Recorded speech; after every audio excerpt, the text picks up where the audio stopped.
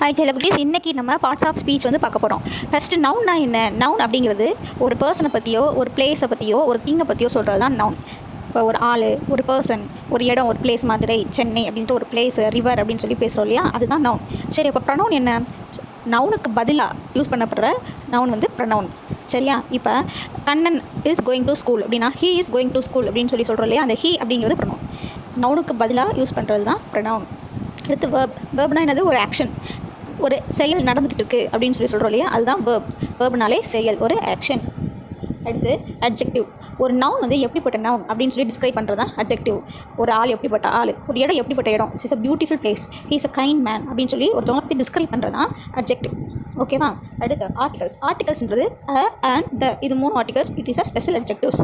So இது தேவையான இடங்களில் நவுனுக்கு முன்னாடி யூஸ் ஆகும். ஓகேவா? மிச்சம் இருக்கிற எல்லாத்த பற்றியும் அடுத்த வீடியோவில் பார்க்கலாம். மறக்காமல் சப்ஸ்கிரைப் பண்ணுங்கள்.